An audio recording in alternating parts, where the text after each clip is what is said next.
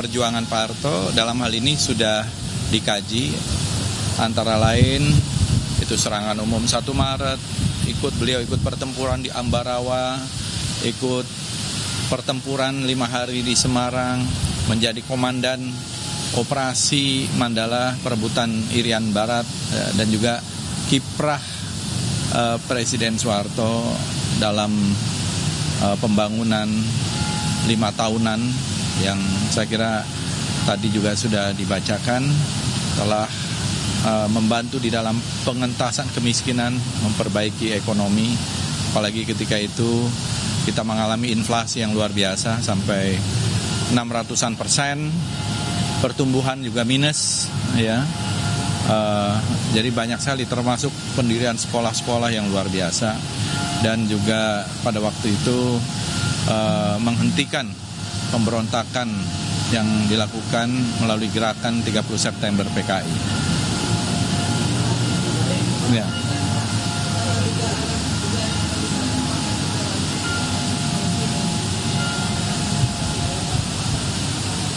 Ya tadi seperti Anda bilang kan namanya dugaan. Ya.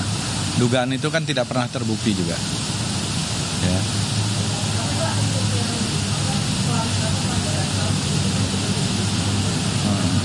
Kan tidak ada juga. Tidak ada juga. Maksudnya tidak ada, itu kan cuman yang terkait dengan kasus-kasus itu kan pasti sudah ada proses hukumnya. Misalnya apa yang dituduhkan, semua ada proses hukumnya. Dan proses hukum itu sudah tuntas. Dan itu tidak terkait dengan Presiden Soeharto. Nah, Anda mau nanya yang mana kasusnya? Iya, misalnya yang mana? Kasus apa? Yang mana? Pelanggaran HAM yang mana? Apa misalnya? 98 apa?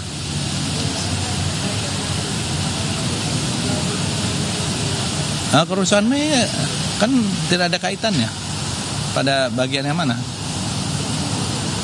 Nggak ada ya. Kalau soal itu saya kira sudah tidak ada masalah. Sebagaimana itu dari bawah tadi sudah melalui satu proses. Tidak ada masalah hukum, tidak ada masalah hal-hal yang lain. Gus itu ada belakang ini kan Gus itu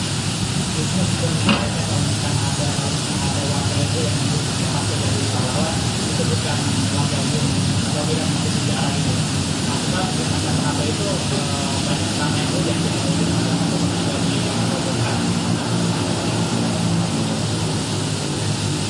Iya, kita lihat dari sudut mana.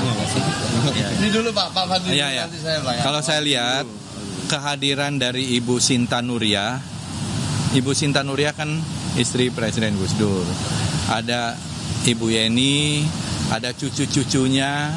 Itu menandakan, dan tadi juga beliau menyampaikan sangat senang dan sangat apresiatif. Jadi saya kira itu sudah cukup menjelaskan. Kalau saya. Ya udah cukup. Oke.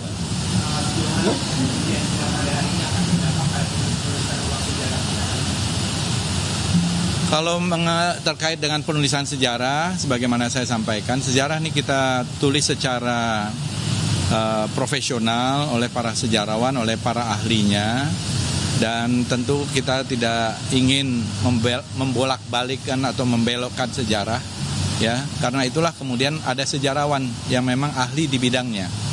Yang bisa menulis sejarah adalah para sejarawan yang mempunyai pengetahuan tentang sejarah, riset, penelitian gitu ya. Jadi tidak bisa sembarangan juga. Dan itu adanya di perguruan-perguruan tinggi. Oleh karena itu, kalau yang kami lakukan di Kementerian Kebudayaan, para sejarawan dari puluhan perguruan tinggi nanti akan terus melakukan penelitian, karena memang kebetulan ada Direktorat Sejarah dan Museum.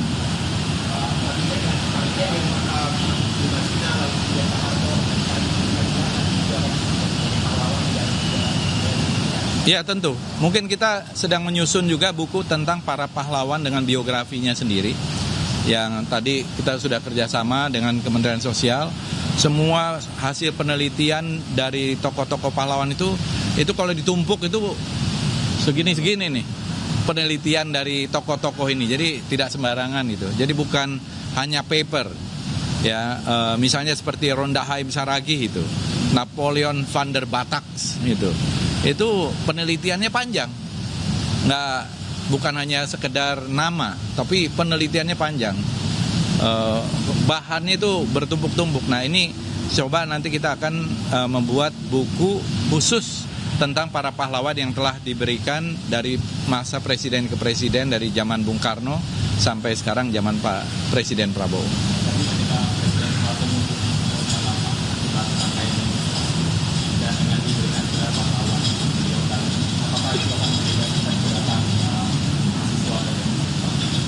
Semua sudah menjadi kenyataan sejarah ya. Jadi Pak Harto itu mengundurkan diri secara sepihak waktu itu tanggal 21 Mei tahun 1998. Dan memang ada tuntutan dari masyarakat juga, tapi Pak Harto mengundurkan diri. Itu sudah menjadi fakta-fakta sejarah. Saya kira tidak ada yang bertentangan. Kita harus menerima ini sebagai sebuah kenyataan perjalanan sejarah kita sebagai sebuah bangsa. A journey, ya, sebuah perjalanan dari sebuah bangsa. Ada pasang surut, ada fluktuasi, dan saya kira hal yang biasa. Ya, selain.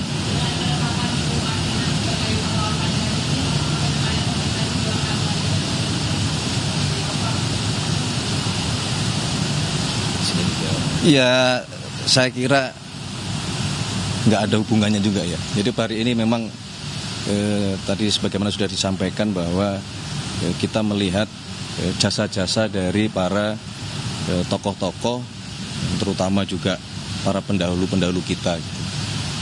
Marilah sekali lagi kita belajar untuk melihat yang baik, melihat jasa-jasanya, bahwa masing-masing memiliki kekurangan sudah pasti. Tapi mari kita bersama-sama melihat ke depan ya, semua.